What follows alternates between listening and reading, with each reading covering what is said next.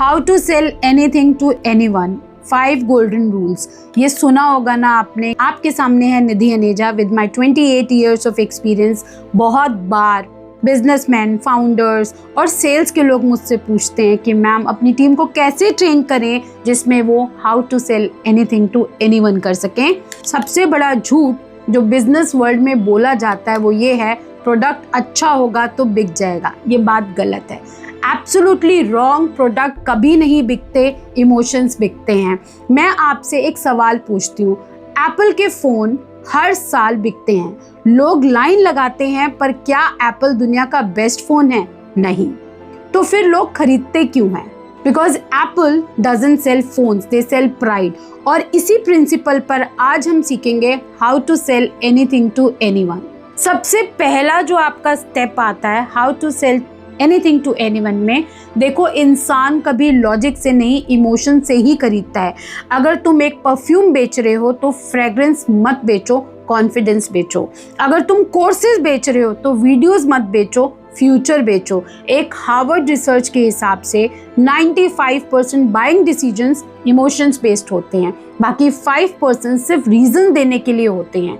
सोच लो, जब कस्टमर्स को लगता है कि आप उन्हें समझाते हो वो खरीद लेते हैं, चाहे उन्हें ज़रूरत हो या ना हो।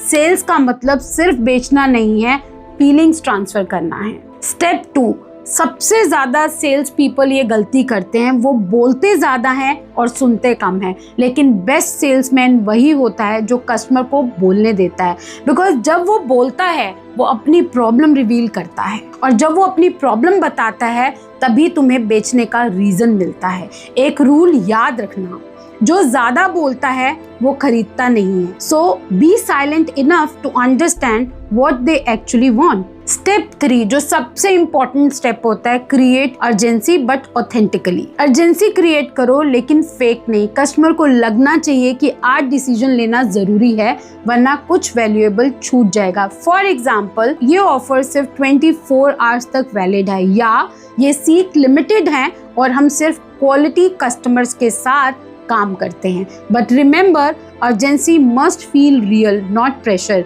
राज शमामी एक लाइन बोलते हैं, people don't buy when you push them, they buy when you pull them with purpose।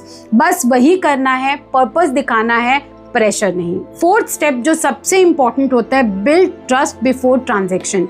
Trust पहले, ट्रांजैक्शन बाद में। कस्टमर कभी प्रोडक्ट नहीं खरीदता, वो बंदा खरीदता है जिससे वो ट्रस्ट करता है। आप इंस्टाग्राम पे किसी इन्फ्लुएंसर का प्रोडक्ट इसलिए खरीदते हो क्योंकि आप उन्हें ट्रस्ट करते हो। तो अगर आप चाहते हो कि लोग खरीदें तो पहले उनका ट्रस्ट जीतो, उन्हें एजुकेशन दो, फ्री वैल्यू दो, उनके डाउट सॉल्व करो। एक बार ट्रस्ट बन गया, सेल ऑटोमेटिक हो जाती है। डेटा के हिसाब से जब ब्रांड और बायर के बीच ट्रस्ट होता है, रिपीट परचेज रेट 60% से भी ज़्यादा बढ़ता है। एंड सबसे important last step, sell yourself first. 5वां और सबसे बड़ा सीक्रेट होता है, पहले खुद को बेचो। अगर तुम खुद अपने प्रोडक्ट पे कॉन्फिडेंट नहीं हो तो कोई और कैसे होगा?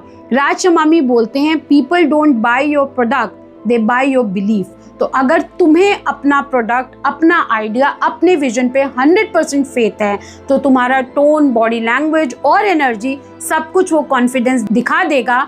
और जब तुम कॉन्फिडेंट होते हो तब सामने वाला कन्विंस हो जाता है बिना पिच के। तो अगर तुम चाहते हो कुछ भी किसी को बेचना तो ये याद रखो 5 रूल्स। और अगर तुम्हें इसमें मास्टर करना है तो ये चैनल सेल्स बाय निधि सब्सक्राइब करो, क्योंकि यहाँ मैं आपको सिखाती हूँ सिर्फ सेल्स नहीं, सेल्स साइकोलॉजी।